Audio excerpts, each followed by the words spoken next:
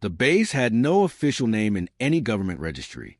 It existed in classified documents only as Project Threshold, buried so deep within layers of bureaucratic obfuscation that even most four-star generals had no clearance to know existed. It sat carved into the bedrock of a mountain range in a remote corner of the world, accessible only through tunnels that looked, from satellite imagery, like nothing more than natural rock formations. Inside, beneath miles of stone and steel, the Aegis Titan waited. She had been built in secret over the course of 15 years. The result of a clandestine international program launched after the first undeniable evidence of extraterrestrial life had been quietly confirmed by a coalition of world governments unwilling to cause global panic. The engineers, scientists, and military strategists who had conceived her had asked themselves one question: what would humanity need if the worst came to pass? The answer was a Titan.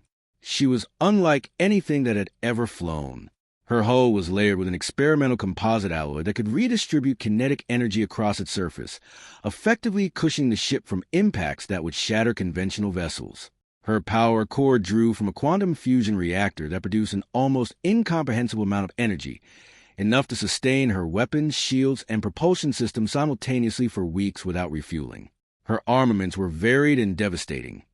Directed energy cannons capable of sustained, precision fire, railgun systems that could accelerate tungsten slugs to a significant fraction of the speed of light, and a single experimental weapon housed deep in her core, the Singularity Lance, that had never been tested outside of simulation and whose true destructive capacity remained a matter of educated theory. But perhaps the most remarkable aspect of the Aegis Titan was her mind. Aria, the adaptive reasoning intelligence array, was not a simple navigation computer or targeting system. She was a fully realized artificial intelligence, the product of decades of research in machine learning, predictive modeling, and tactical analysis. Aria could process millions of variables per second, anticipate enemy movements based on behavioral pattern recognition, adapt weapons calibration in real time, and manage the ship's complex systems with a precision no human crew could match alone. She was, in every meaningful sense, a thinking mind, one that had spent years in dormancy, processing every scrap of data humanity had gathered about the cosmos, quietly preparing for a moment exactly like this one. The crew assigned to the Titan was equally extraordinary. They had been selected years in advance, drawn from the most elite branches of every major military force on Earth, then trained in secret for roles that had never officially existed.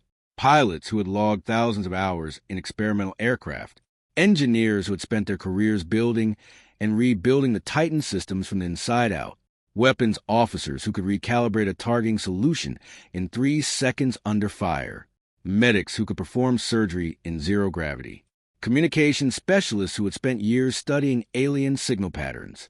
They had trained together, lived together, and quietly grown into something more than a crew. They were a family forged by shared purpose and mutual trust.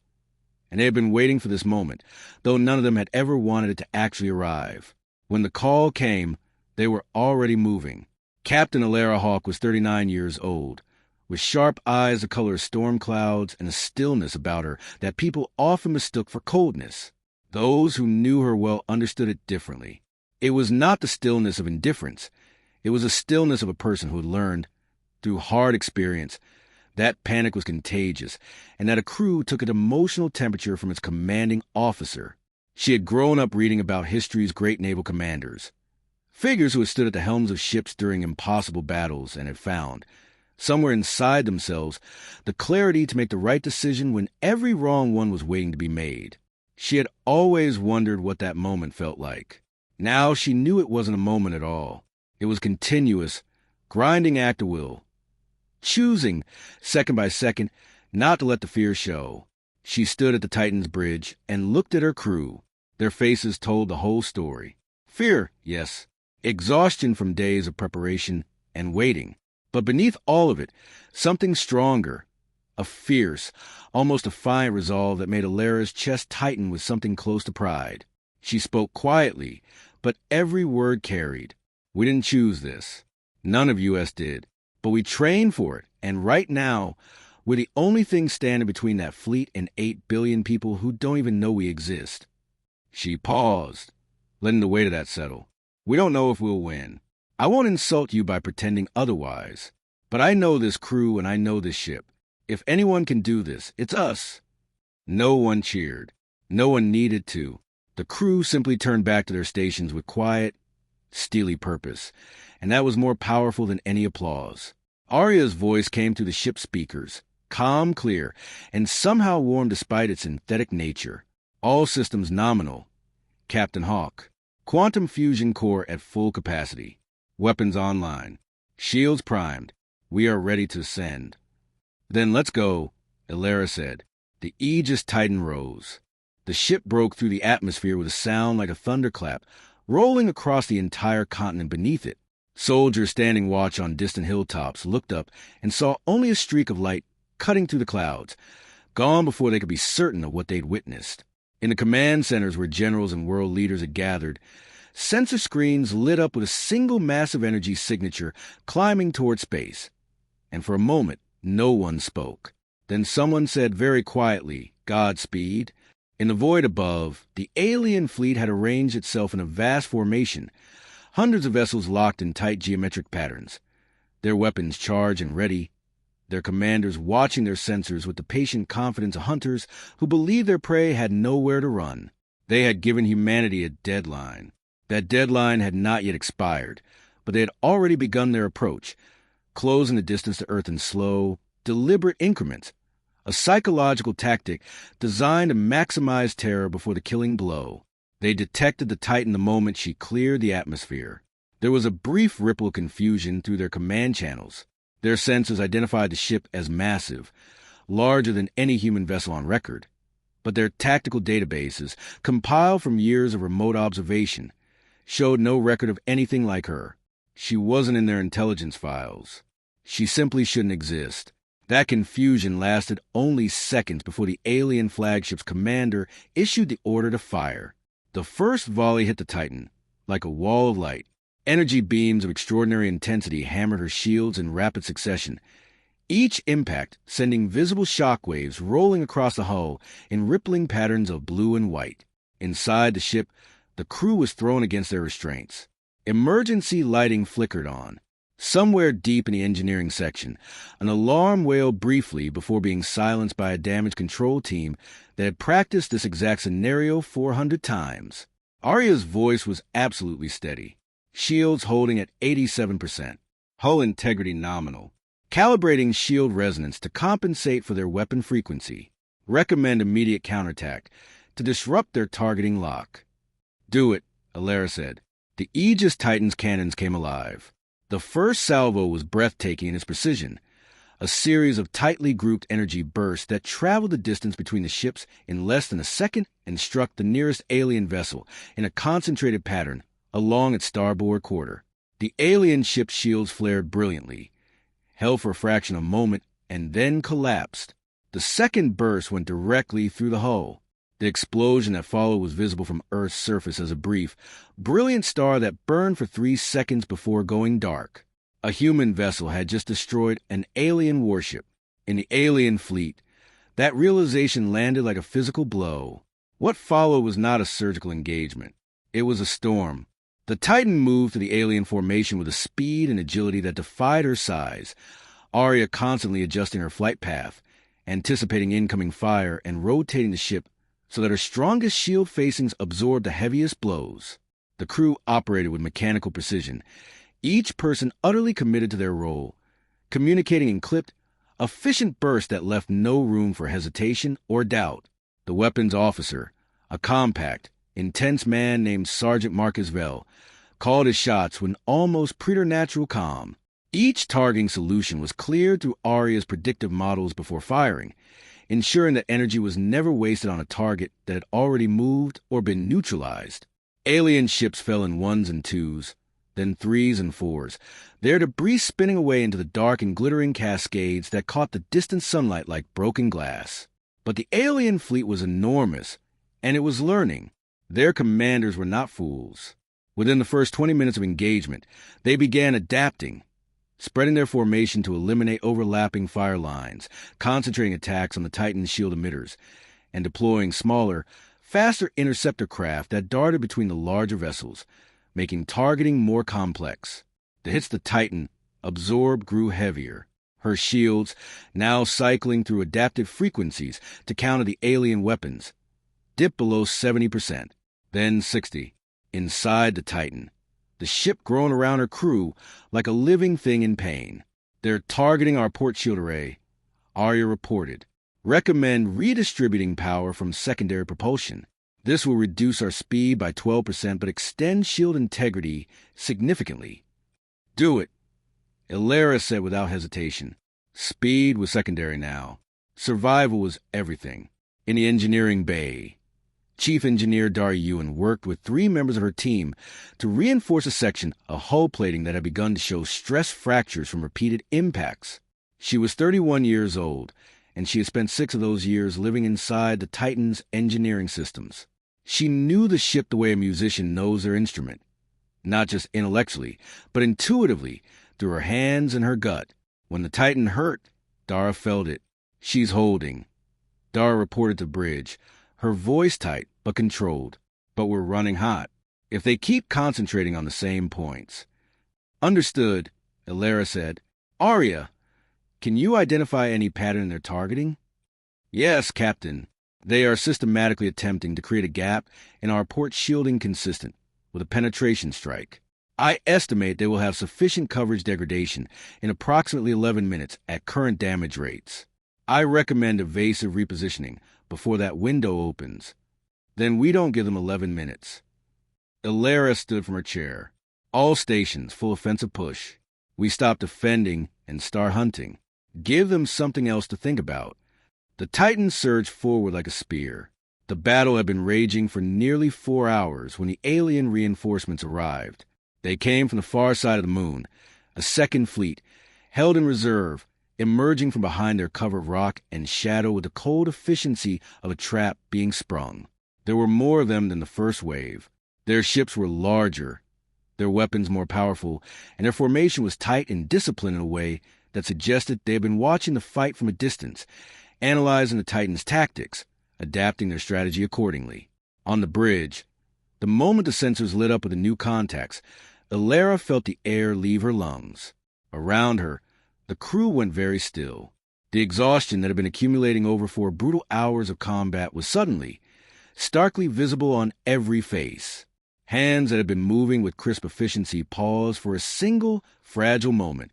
Eyes met across the room with a shared understanding that no one wanted to speak aloud. Then Marcus Vell, without looking up from his targeting console, said quietly, "Well, it wouldn't be a last stand if they sent fewer people." Someone laughed. A short, surprised sound that broke the spell entirely.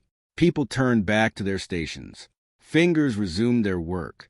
The moment of doubt passed, consumed by the more immediate demands of survival. But the truth was inescapable. The Titan's shields were at 41%.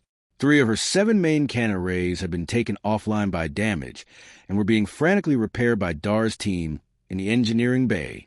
Her power reserves, while still substantial, were no longer the boundless resource they had been at the start of the engagement.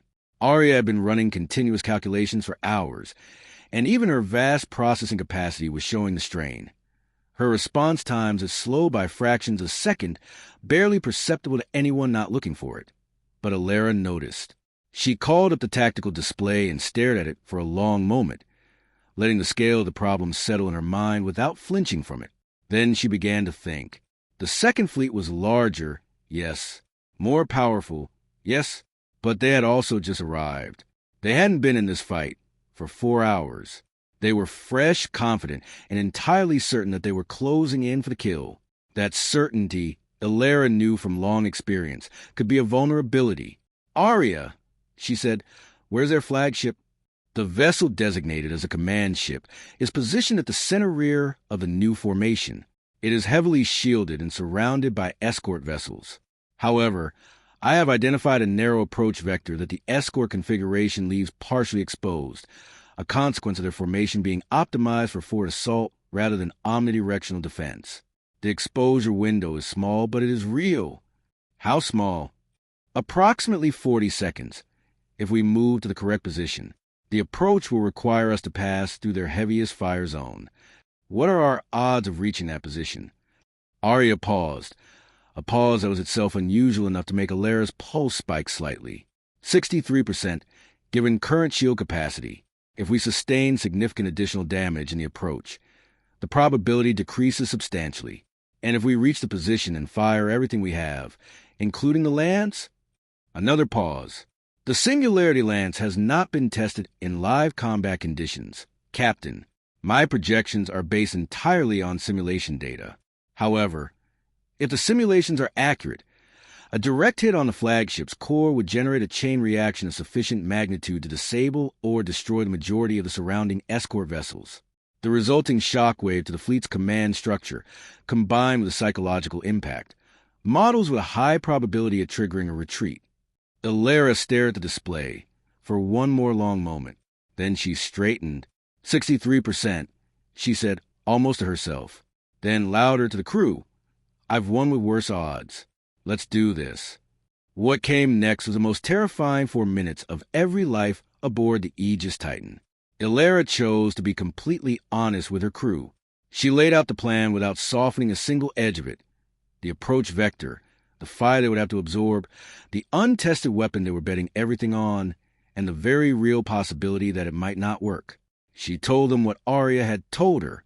She told them the odds. Then she asked them if they were ready. Every single person on that bridge said yes. Some of them said it quietly. Some of them said it fiercely. The youngest crew member, a 24-year-old communications specialist named Lieutenant Sarah Okafor, who had never fired a weapon in her life, said it clearly and without hesitation, and then immediately went back to her console and began rerouting power pathways to extend the Titan's shield coverage by an additional 3%. The Titan turned toward the alien flagship. The alien fleet responded immediately, concentrating a withering storm of fire on the Titan as she began her run. The impacts were relentless. Heavy, shuddering blows that rattled the ship to her bones with every hit. The crew worked in focused silence, damage control teams responding to hull breaches before they could spread. Arya managing the shields with fractional adjustments that squeezed every last measure of protection from the rapidly depleting emitters. In the engineering bay, a ceiling strut gave way under a particularly brutal impact, catching Daryun across the shoulder and spinning her into a control panel. She was back on her feet in seconds, arm hanging at an angle that suggested a fracture, her face white with pain. One of her team moved to help her, and she waved them off with her good hand. "Keep the reactor stable," she said, and turned back to her console with one arm. The Titan took the hits and kept moving. Shields fell to 28%, then 20, then 14. Alarms multiplied across every station on the bridge, their overlapping tones creating a dissonant chorus that demanded attention in a dozen different directions simultaneously. Arya began prioritizing them, flagging only those that required immediate human intervention, filtering the rest into a queue. "Approaching exposure window," Arya said, and somehow her voice was perfectly calm through the chaos, an anchor in the storm of noise and light and shuddering metal. 70 seconds. "Charge the lance," Alara said. The quantum fusion reactor pulsed with a deep, subsonic vibration as it diverted its reserves to the Singularity Lance. Across the ship, lights dimmed. Systems that weren't critical dropped to standby. The Lance took everything the Titan had left, drinking it down into a coiling, compressed core of energy that had never been released outside of simulation. 50 seconds. Shield capacity at 9%. 2 Afghan arrays have gone offline. Another hit. A corridor in the ship's midsection lost pressure and sealed itself automatically, trapping no one inside. The ship's hull groaned with a deep, resonant sound that seemed to travel through the soles of everyone's boots and up into their chests. 30 seconds. Entering exposure window. The alien flagship filled the forward view screen. Immense, dark, bristling with weapons that were already turning toward them. The escort vessel scrambled to reposition, responding to threat, but they were a fraction too slow. Arya's projected window held. Lance charged. Target locked. Firing solution confirmed. Alara stood at the bridge. Around her, her crew looked at their screens, their hands steady on their controls, waiting. In the back of her mind, she thought briefly of Earth below them, of cities and fields and oceans, and the 8 billion people living their lives without knowing that the line between their world and oblivion was right here, In this ship, in this moment, she thought of everything humanity had ever built. Every bridge, every book, every song, every life. Then she thought, not today. Fire, she said. The singularity lance fired. It wasn't like the other weapons. The energy cannons had been visible, dramatic. Bolts of light that streaked across the dark and struck their targets in brilliant explosions. The lance was different. It released as a concentrated beam so dense that space itself seemed to distort around it. A column of compressed energy that bent the light nearby into a faint corona as it traveled. There was no sound in space, but inside the Titan, every crew member later described hearing something. Not with their ears, but somewhere deeper, a vibration that bypassed the eardrums and spoke directly to something primal in the human body. The beam struck the alien flagship dead center. For a fraction of a second, nothing appeared to happen. The beam simply stopped at the point of impact, absorbed into the flagship shields. And then the shields gave way all at once, not crumbling gradually, but collapsing in a single, total failure, as if whatever held them together had simply ceased to exist. The energy poured through into the ship's core, and then the core became something it was never designed to contain. The explosion was not an explosion in any conventional sense. It was a cascading release of energy that spread outward in a perfect sphere, traveling at extraordinary speed, and every vessel within its radius, escort ships, destroyer craft, the nearest elements of the alien formation, went dark simultaneously, their systems overloaded, their hulls shattered by the shock wave. Further out, ships tumbled away from the blast, driven by the force of the wave, losing formation, losing control. The alien flagship was simply gone. Where it had been, there was an expanding cloud of superheated gas and debris that glittered against the black of space like a field of dying stars. On the Titan's bridge, no one moved for a long moment. Then the sensors began showing the alien fleet doing something none of them had expected, turning. Ship after ship was rotating, disengaging, pulling back from their forward positions. Within minutes, the withdrawal had accelerated into something that looked increasingly like a rout. The vast, terrifying armada that had arrived with the certainty of conquerors now scattering into the deep dark of space with the frantic energy of those who had just witnessed something they could not explain and did not want to face again. Arya spoke into the silence of the bridge. Hostile contacts are withdrawing across all vectors. No alien vessels remain within engagement range. The battlefield appears to be clear, Captain. Elara Hawk sat down. It was not a graceful, composed movement. Her legs simply decided they had held her up long enough, and she sat heavily and gripped the armrest of her chair and stared at the view screen where an alien armada had been. There was now empty space and the distant cold light of stars. From somewhere in the back of the bridge, she heard a sound. It took her a moment to identify it. Someone was crying, not from grief, but from the overwhelming, sudden release of hours of terror and restraint. Then someone else joined them. And then someone laughed, and that broke something open in the room. And for a few moments, the crew of the Aegis Titan let themselves be entirely, completely human, laughing and weeping and gripping each other's arms and saying nothing coherent at all, because there were no words adequate to the moment. Elara let it happen. She felt the tears on her own face and did not wipe them away. Then she looked at the screen, at the empty space where the enemy had been, and at the distant blue curve of Earth below, impossibly beautiful, heartbreakingly fragile, still there, and she breathed. In the weeks that followed, the world learned everything. The existence of the Aegis Titan was declassified in a global broadcast that was simultaneously the most watched event in human history, and the most surreal. Governments grappled with the revelation that a weapon of such magnitude had been built and kept secret. Philosophers and ethicists debated the implications. Ordinary people watched footage of the battle, released from the Titan's external cameras, and sat in their living rooms in silence, trying to comprehend what they were seeing. The crew were returned to Earth quietly, without ceremony, at their own request. They needed no parades. They had been present for the moment itself. And it was enough. Dar Yuen's arm was set, and put in a cast within an hour of landing. She spent her first night home sitting on her porch, looking at the sky, unable to sleep, unwilling to explain why to the people who worried about her. She knew what lived up there now, and she also knew, in a way she couldn't quite articulate, that they had not seen the last of it. Lieutenant Sarah Okafor wrote a private letter to her family that she never sent, because every version of it failed to capture what she wanted to say. She eventually gave up trying to explain the experience and instead started learning 3 new languages, because it seemed important suddenly to communicate with as many kinds of people as possible. Mark Isbell sat in a quiet bar on a Tuesday evening, nursing a drink he wasn't really tasting, and thought about the alien ships he had targeted and destroyed. He thought about the beings inside them, beings whose names he didn't know, whose civilization he had never seen, whose reasons for coming he only partially understood. He didn't feel triumphant. He felt something more complicated and harder to name.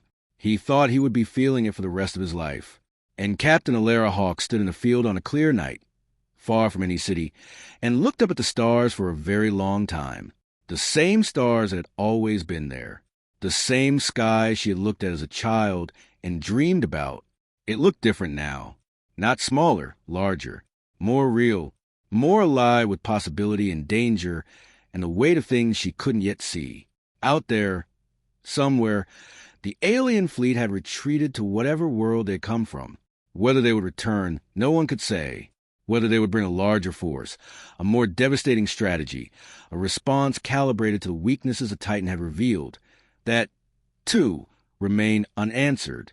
But something had changed, not just in the balance of forces, or in the political calculus of a world that had just discovered it was not alone. Something had changed in the understanding of what humanity was. They were small by the standards of a galaxy that contained civilizations vast and ancient beyond comprehension. Their technology was young. Their history was short and messy and full of the evidence of their own capacity for self-destruction. They were, by almost any cosmic measure, insignificant.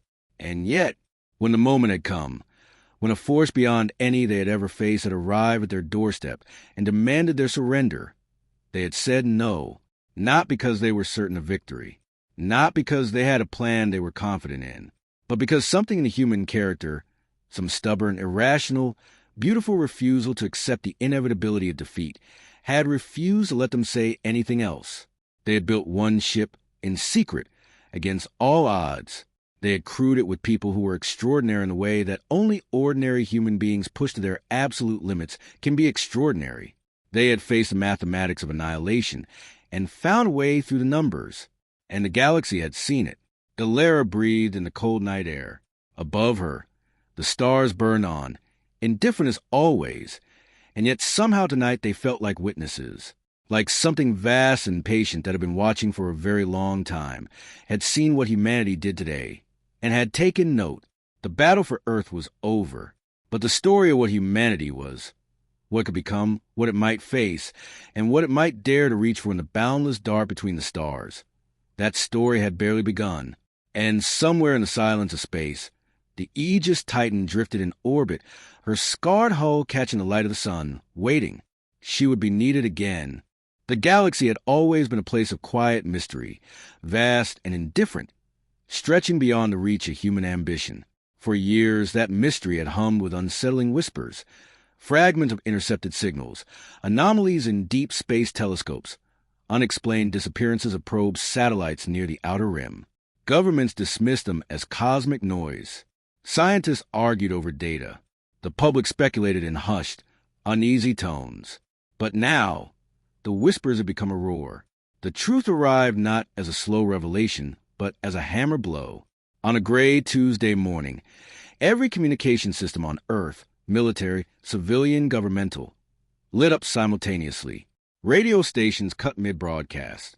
Television screens flickered, replaced by a single image, an endless armada of alien vessels moving through space with a calm, unhurried confidence of force that had never known defeat. The fleet stretched across the view screen like a second horizon, ship after ship emerging from the dark folds of deep space, their hulls gleaming with a cold, metallic luminescence that no human engineer could replicate. They were enormous. They were precise. They were coming. Panic erupted across Earth's military command centers within minutes. Generals barked orders into headsets while analysts frantically processed incoming data. Every reading confirmed the same devastating truth. The alien fleet possessed weapons capable of obliterating entire cities in seconds energy-based armaments that dwarf humanity's most advanced nuclear arsenal. Their shields were equally terrifying, layered, adaptive barriers that absorbed and deflected every projectile or energy blast thrown against them in simulation models. No conventional strategy offered a path to victory. Every war game the military's finest minds had run over the past decade ended in the same catastrophic result. Total human defeat within 72 hours. And then the message came. It was broadcast simultaneously in every human language, not translated awkwardly or delivered through static, but spoken with the flawless, unsettling precision of a species that had clearly studied humanity for a long time before announcing itself. The alien leader appeared on every screen across the planet, a towering figure draped in dark, crystalline armor, with cold, calculating eyes that held no warmth, no curiosity, only the measured certainty of someone who had done this before, on other worlds, to other civilizations. His voice was deep and resonant, carrying the weight of absolute authority. Humans, your resistance is futile. We have observed your world, calculated your capabilities, and found you insufficient. Surrender immediately and submit to our governance, or face complete and irreversible annihilation. You have one planetary rotation to comply. The transmission ended as abruptly as it had begun, leaving the world in stunned, breathless silence. Across every city on Earth, people stopped, in crowded market squares, in quiet living rooms, in hospital waiting areas and university lecture halls. Millions of human beings stood still and stared at their screens, each one privately grappling with the same terrible question. Is this how it ends? In the halls of power, leaders convened in emergency sessions, their faces pale, their voices tight with controlled fear. Generals reviewed their options and found none promising. Diplomats argued for negotiation. Scientists begged for more time to analyze the alien technology. Everyone had something to say, and none of it amounted to a solution. But deep beneath the surface, in a place that did not appear on any public map, something was stirring.